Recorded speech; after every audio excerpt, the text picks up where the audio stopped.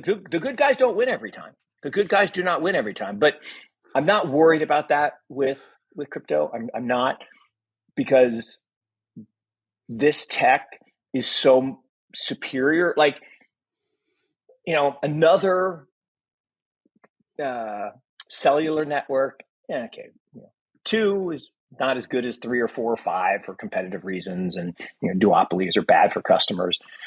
Again, if the government was trying to protect customers, they would encourage competition, not discourage competition. We would not have monopolies. We would not have duopolies. There would not be 3 major airlines. There would not be 2 major car rental companies. That is money talks, baby. And duopolies and monopolies pay large lobbying costs. On today's session, Mark W. Yusko, Morgan Creek Investment Company CEO, discusses the securing strategies for crypto's underlying technology. Before going further in this video, make sure to hit the subscribe button for more recent updates about digital world. When it comes to privacy and security, many in the world of crypto have long touted hardware wallets as a superior option for holding Bitcoin and other digital assets. Morgan Creek Investment Company CEO Mark Yusko believes that favorable macroeconomic conditions will lead to the fact that the next bull market could begin as early as Q2 2023. According to the top manager, the U.S. Federal Reserve is unlikely to cut the key rate in the near future. However, even a slowdown or pause in this process will be perceived as a positive signal for risky assets, which include cryptocurrencies. The CEO of Morgan Creek pointed to the expectations of the next Bitcoin halving. According to Yusko's calculations, the recovery of the digital asset market usually begins 9 months before this event, which means that the rally will start at the end of the summer of 2023 this time. I'm an optimistic guy. I'm a positive guy, so I'm not going to be downtrodden. But it would be easy to fall into that place. Look, this is, and I've been saying this for a long time on this show and other places. This is a systematic attack, and I mean that in exactly as that word means, on the crypto industry.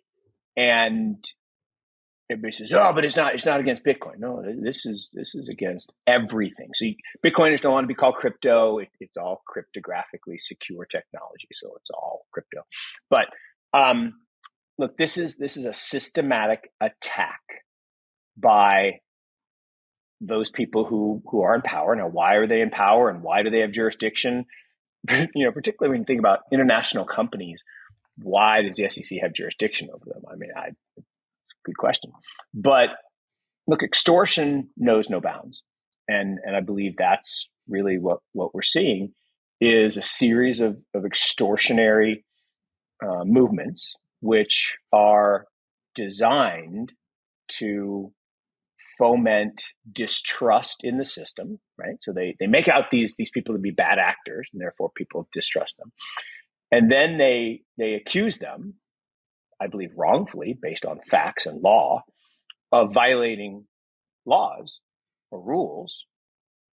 But the SEC never made the rule they said they violated, right? They said that Bitcoin, Ethereum are not securities. Then they say if you pay yield on those securities, you're violating securities law. Well, how? You said they weren't securities. The past 7 days saw the cryptocurrency market decline considerably and lose around $60 billion of its total capitalization. This came on the back of a regulatory crackdown on behalf of the United States Securities and Exchange Commission toward cryptocurrency staking. In the latest of a string of actions brought by the U.S. Securities and Exchange Commission, the crypto exchange Kraken agreed to pay $30 million to settle allegations that it broke the agency's rules by offering a service that allowed investors to earn rewards by staking their coins. According to Yusko, the SEC is pushing to bring crypto operators within the U.S. under the same regulatory framework that governs the sale of all sorts of securities to treat the tokens much like stocks and bonds.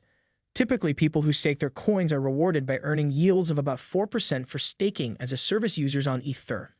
An asset can be under SEC purview when it involves investors kicking in money into a common enterprise with the intention of profiting from the efforts of the organization's leadership.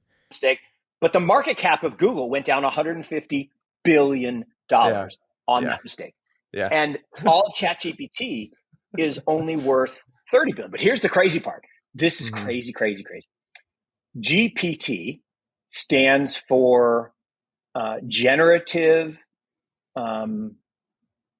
pre something transformer, not predetermined, whatever it is.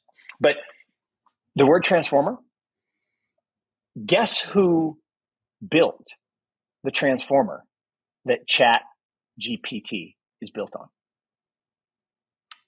Google.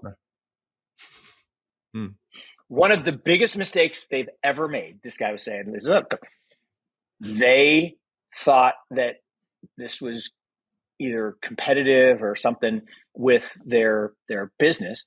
So they said, we're just going to put it out there in open source.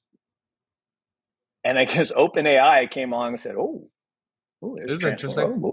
We'll take that. Yeah. And they then built around it. But it's, as I understand it, and again, this guy I don't know. This guy knows. I mean, he was part of it. He said it was the biggest mistake Google has ever made. Last month, Larry Page and Sergey Brin, Google's founders, held several meetings with company executives. The topic: Arrival's new chatbot, a clever AI product that looked as if it could be the first notable threat in decades to Google's $149 billion search business. It has been 2 months since the public launch of AI chatbot ChatGPT by the firm OpenAI, and it did not take long for people to start noticing what a game changer this really is. Seems some Google employees are upset with the way the company announced its ChatGPT rival Bard. Google has just announced the launch of its own rival, an AI chatbot called Bard. This tech is still, comparatively, in its infancy. It is text-only, restricted to content from the internet as it was in 2021, and does not update. It presents its answers as fact, when as we know the net is full of misinformation. Everybody's saying, well, yeah, but financial conditions are super loose. So yeah, the Fed is still raising rates, and yeah, they're still doing QT, but the financial condition, Goldman Sachs, financial conditions are really loose. And that's why we're having this rally. I said 85% of that indicator is stock prices and, I can't remember the second thing. But he said, all that's measuring is the fact that the stock market went up because, and here's what really happened. China put $3 trillion of liquidity into their 2016 when they printed $4 trillion. So this has nothing to do with the Fed beating inflation. This has nothing to do with the meme stocker saving the world. This is simply that indicator is bad. That financial conditions indicator, it's just double counting stocks. And it's as bad, and this is again a Mike Green story that he tells, that when Volcker was raising rates and broke the back of inflation, the only reason he did it is because his data was bad. The inflation number back then included both mortgage rates and housing prices. And so it was getting a double counting because, yes, housing prices were sticky down, but the interest rate was going up. And so the CPI number kept going up and he had to keep raising. And so then he over-raised. And then what happened? Bam, big recession. The Fed has stated its goal is to push inflation to its 2% target rate. When the Fed shifted from a dovish to a hawkish monetary policy path, it instituted the current quantitative tightening program, not so gradually reducing its balance sheet by $95 billion monthly. Investors are paying up to protect themselves in case the stock market sinks with a key inflation reading due this week, which is expected to show that prices aren't moderating the way the Federal Reserve would like to see. Tuesday's Consumer Price Index report is forecast to show a deceleration in annual price growth to 6.2% in January. The core CPI, which strips out volatile food and energy components and is seen as a better underlying indicator, and the headline measure is projected to rise 0.4% month over month and 5.5% from a year earlier. As long as the Fed is in a hawkish mode, volatility will remain firm. But the stock market's relatively muted reaction to the past 2 months of better than expected. What are your thoughts on Mark Yusko discussion about digital assets and their security in the upcoming days? Let us know in the comments section below. If you like our content, give this video a big thumbs up and do subscribe to our channel.